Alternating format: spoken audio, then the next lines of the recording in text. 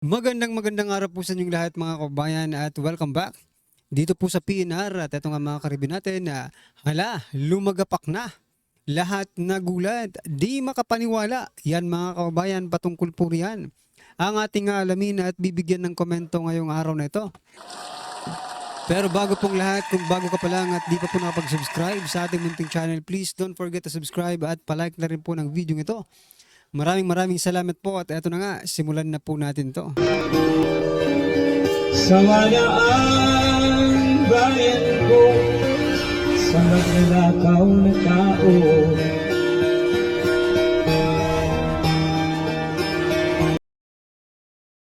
So yan mga kabayan, bago po natin muling i-play ang video ito, pasadahan po muna natin ang mga nagte-trending na mga balita dito po sa mundo ng social media. At unahin na nga po natin ito mga kabayan. Ito po ang balita. Lumagapak sa ranking Pilipinas sa pinakadelikadong bansa para sa turismo. Ayon po yan sa Hello Safe. Nangunguna ang Pilipinas sa buong mundo sa mga bansang mapanganib para sa seguridad ng mga turista batay sa pinakabagong inilathala ng comparison online platform, no? Platform na Hello Safe. Yan mga kababayan ha. Ito po ay taliwas.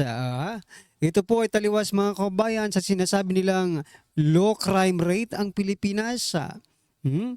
'Di ba? Kasi kapag low crime rate po ang isang bansa, dapat ito po ay safety. Safe po ang mga turismo dito sa ating bansa. Kaso po dito sa naitalang ito, nangunguna ang Pilipinas sa buong mundo. Sa mga bansang mapanganib para sa seguridad ng turista batay po dito sa Hello Safe na ito. So ano po ang inyong masasabi dito? Sino kaya ang nagsisinungaling? Itong comparison online platform na Hello Safe or ang Philippine National Police na nagsasabing low crime rate ang Pilipinas sa pamumuno ni President Bongbong Marcos Jr. Yan mga kabayan, ano po ang inyong masasabi dyan? I-comment nyo na lang po at eto pa. Pasadahan din po natin ang balitang ito. President Bongbong Marcos Jr. to study 20 pesos, 200 pesos wage hike. This is the president's message, no? We will look at the economic implications of this and how to resolve it with the opinion of the wage boards.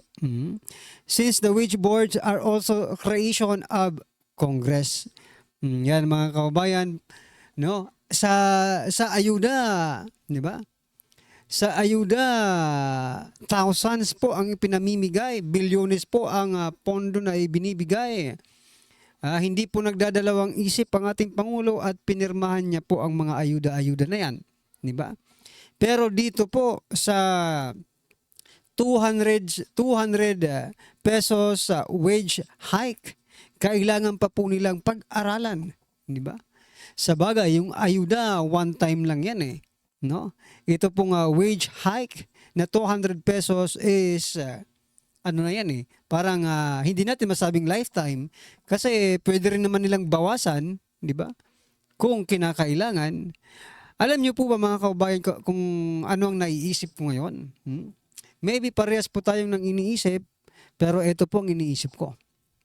Maaaring ito muna ang naging reaksyon or naging statement ni President Bongbong Marcos Jr.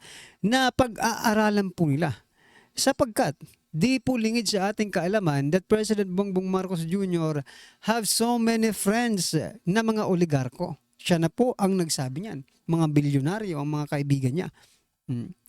Pag mga kaibigan mo bilyonaryo, may mga ano yan may mga negosyo dito sa Pilipinas, no? And yung mga kaibigan niya po, maybe ang tatamaan dito sa 200 pesos wage hike na ito, 'di ba? Kaya kailangan mo nang i-studyhan, 'di ba? Pag-aralan. Gaya nga po ng kinukumpara ko kanina, doon po sa ayuda, bilyones po ang pondo, bilyones po ang nagagastos, 'di ba? Doon po sa flood control projects na bilyones din po araw-araw ang ginagastos. pumipirma po ang ating Pangulo. Ha? Pero dito po sa wage hike na ito na 200 pesos, pag-aaralan muna ng ating presidente. Ano po ang inyong masasabi dyan mga kababayan? I-comment nyo na lang po. At eto, pasadahan din po natin ang balitang ito. Eto naman po mga kababayan, Claire Castro nagsalita. No? Patungkol po ito dito kay Davao City Mayor Sebastian Duterte, na parang naging obstructionist sa pamahalaan. Eto, pakinggan po natin to. Pakinggan nyo po, babasahin ko mga kababayan. Alamin niya po, ito sabi po ni Castro, alamin niya po kasi muna ang facts bago po siya mamintas at maging obstructionist. Dahil po ito doon sa Davao City Mayor Sebastian Duterte should learn the facts first about President Ferdinand Marcos Jr.'s recent initiative before acting like an obstructionist. Ayon po yan kay Castro. Dahil po ito siguro doon sa pagkakapromote ni Torre, no? Ito naman ang naging komento ni Jeremy Jacinto, mga kababayan. Sabi niya po dito, the facts are Nicolas Torre III was declared a persona non grata in Samar, reassigned or resigned as QCPD chief for siding with SACCOP, who pointed a gun during a traffic alteraction, di ba? Tama yung yung kalbo, di ba? And has pending case of illegal detention.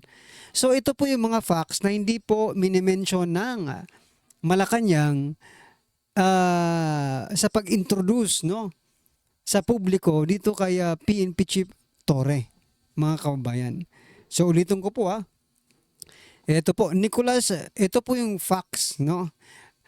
Nicolas Torre III was declared a persona non grata in Samar, resigned as QCPD chief for siding, doon sa pagkampi niya, doon po sa isang pulis, na tarantadong pulis, di ba? Who pointed a gun during a traffic altercation. Altercation, mga kababayan, pasensya na po. And has a pending case of illegal detention. Yan po ang mga facts. Kung ang facts naman po, no, patungkol po kay President Bongbong Marcos Jr., no, parang ganito po, base po sa ating nakikita. President Bongbong Marcos Jr. is a big liar, mga kababayan, di ba? Napakalaking sinungaling po, no? Tapos the administration ay palautang. Yan po ay mga facts, Pagdating sa pera, magaling po sila, no? At panggigipit sa mga kalaban sa politika. Yan po, tatlo po ang nakikita natin. Una, yung pagiging sinungaling. Pangalawa, yung pagdating sa pera, no? Utang sila ng utang nang wala namang napupatunguhan. Pangatlo po ay panggigipit sa mga kalaban sa politika. Correct me if I'm wrong, pero yan po ang nakikita nating facts, no? Patungkol po kay President Bongbong Marcos Jr. Kung mayroon pa kayong nalalaman mga facts about the President, paki-comment na lang po mga kababayan. Total, opinion lang naman po natin ito. Wala po tayong ebidensya. We are just basing on the events, no, na mga nangyayari sa ating bansa. Okay? Alright, ano po ang inyong masasabi dyan? I-comment nyo lang po. At eto pa, etong matindi. Si Raul Manuel, mga kababayan, ito po ang sabi ni Manuel, nakakahiya bilang isang Pilipino na mayroon tayong ganitong mga senador. Nako po. Teka lang, banatan po natin itong si Raul Manuel. Raul Manuel, no, mas nakakahiya ang partidong mayroong rapist, di ba? yung mga nang-aabusong partido like your party list, no? Kabataan Party List humaharap ngayon sa isang kaso dahil po sa pang-aabuso ng kanilang miyembro, di ba?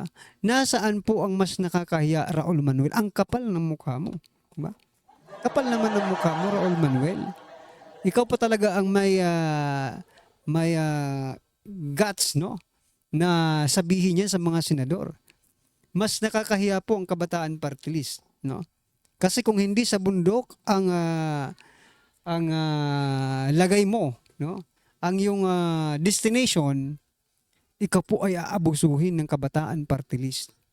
Yan po ay facts based on, no, the recent news na mayroon silang miyembro na inabuso ng kanilang senior members. Di ba? Mas nakakahiya kayo, Raul Manuel, at dapat lang, no? Buti nga sa inyo hindi kayo nanalo. Di ba? Oh, ano po ang inyong masasabi dito sa sinasabi ni Raul Manuel, mga kababayan? Kayo ba ay naniniwala ba kayo dito kay Raul Manuel? Anyway, eto pa mga karibyo natin, pasadahan din po natin ang eto si Attorney Rowena Guanzon. Sabi niya po dito, kahit matuloy ang impeachment, olats kayo, olats. Hindi na magbabago ang auditor, yung statement niya. Oo nga mga kababayan, no? Bakit? Sa bagay, sige, ipagpatuloy nyo na yan, na impeachment na yun. Total, kayo rin naman ang mahihirapan to justify and to show evidence that justify the facts, di ba mga kababayan? Wala eh. Mismong auditor ng bayan, COA, nagsasabi that there is no anomaly doon po sa mga perang ginastos ng Office of the Vice President at saka ng Department of Education during the time of Vice President Sara Duterte.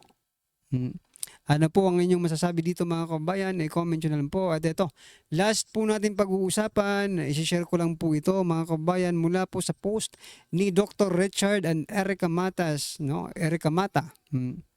Sabi po dito, ito ay mula po kay Engineer Berto. Nagluwa na naman ang mga basura sa Ilog Pasig. Naku, ito ang basura mga kababayan, no? Grabe. Eto, bakit sabihin nyo, PNR, bakit mo naman pinakita yan? Wala namang ano yan eh. Wala nang saysay kumbaga. Hindi, merong may kwento to mga kababayan.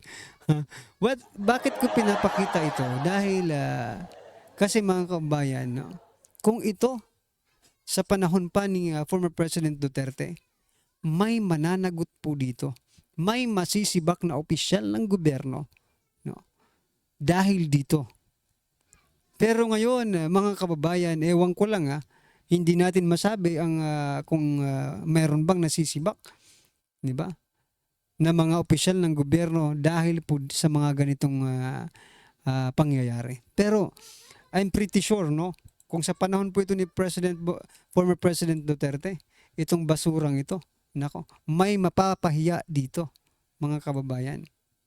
Yan mga basura. Mas nakakahiya kayo, sarili nyong bakod, hindi nyo malinisan. Yung gusto nyong maglinis pa, yung mga taga Davao, ano ba kayo? Di ba? Maglinis kayo ng inyong mga bakuran, nakakahiya kayo. Isa pa ito sa inaayawan ng mga turismo, no? Bukod sa mapanganib na ang ating bansa sa mga turismo, ay babaho pa ang ating bansa dahil sa mga ginagawa ninyo.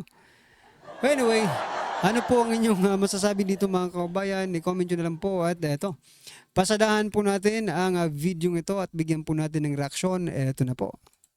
So ano ibig sabihin talaga? Lalong nakarma sila sa pagmamadali nila dito sa impeachment. Di ba? Pahiyaho si Speaker at si Marcos dito sa balita na to. Bakit to kanyo? Kasi yung plano nilang patalsikin, yung plano nilang i-impeach si VP Sara Duterte ay wala na. Pinis na ika nga. Sabi ng mga senador. Ilang mga senador. Bakit kanyo? Naku po, ipapaliwanag natin ngayong araw na ito. Naku, nakakatuwa ho ito. Palakpakan natin, palakpakan natin. Dahil yung kanilang maitim na balak, wala na, finish na. Kaya wag na, tama na yung masyadong pinag-uukulan ng pansin yan kasi mukhang delegates na, wala na mangyayari. Ang dapat pag-usapan ngayon ay yung kaduda-dudang eleksyon na naganap sa ating bayan at yung mga issue na mas mahalaga. Halimbawa, yung tinalakay sa issue ni Senator Bongo, yung sa PhilHealth, di ba? Yung meron pa kailangan taong bayan. Kasi kahit nga 'di ba sa ilang mga survey nagsasabing hindi sila pabor na ma-impeach si VP Sara Duterte. Kasi nga this is just politics. Tandaan ho natin na nakasulat ho yan sa batas, isang desisyon, ika nga, na ang impeachment, it's not about the guilt of the person. It's the trust of the people for that person to remain in the office. Di ba? Yun po ang impeachment. It is not really for the guilt. Ibig sabihin, kung nais talaga nila ng guilt, dapat po sa korte ho ito isinampa. Ano ibig sabihin nun, mga kababayan? Yung impeachment, hindi ho sinasabi nun, pag nagsinabing na-impeach na yung tao na yon, hindi ho sinasabi niyan, guilty siya. Ang sinasabi ng impeachment ay, hindi na siya pinagkakatiwalaan ng taong bayan, kaya dapat na siyang matanggal sa posisyon. Kaya nga pansinin nyo, ang impeachment walang kulong. Bakit? Kasi nga po, kung talagang totoong may nangyari at guilty yung tao, dapat po sa korte. Halimbawa, kung ang akusasyon ay pagnanakaw, dapat po sa korte yan. Kasi doon dinidinig ang mga criminal act, ika nga. Di ba? Ito pong impeachment ay political lamang. Mga kababayan, mukhang the tides is bleached. The tides has turned. Ika nga, ano ibig sabihin nun, mga kababayan? Ibig sabihin, wala na. Wala na po, mukhang tagilid na. Kasi alam naman po natin, since impeachment is very political, therefore, susunod ang mga senador, ang mga kongresista, doon sa will of the people. Politics yan eh. Siyempre, they are pleasing the people because kung yan po ay mismong mga judge, ay yung mga senador, which is political in nature. Bakit? Sila po ay hinahalal ng taong bayan. Ibig sabihin, hindi po sila ina-appoint, unlike the judges na ina-appoint, ang mga politiko ay hinalal ng taong bayan. So makikinig sa taong bayan yan. Anong nangyari noong 2025? Talaga nga namang olat. Olat si Marcos. Olat ang pambato ng gobernong ito. Pinaliwanag na natin kung bakit. Kasi nga, again, yung mga nanalo doon sa alyansa, they won not because of Marcos, but because of established name and the support of some religious group. It's not really on Marcos endorsement. Ika nga. Bakit? Kasi nga, kung gusto natin talaga makita na meron pa pong endorsement power ang ating Pangulo, Marcos, Pangulo niyo pala, hindi namin Pangulo yan. Dapat, nanalo yung mga katulad ni Abby Binay, nanalo yung mga katulad ni pangalan nito, yung si DILG, yung dinaig pa ang mga jowa ninyo. Kasi yung jowa ninyo, laging wala. Si Abalos, pambihira mayat-maya, nasa telebisyon. Yung iba nga, napapanig. So yan mga kababayan, ano po ang inyong opinion, reaction patungkol po sa video ito ay comment nyo na lang po sa baba. Para at least alam po natin mga kababayan ng inyong opinion. Maraming salamat po. Please don't forget to like the video. Maraming salamat po. Sawa na ang bayan ko sa magnanakaw na tao.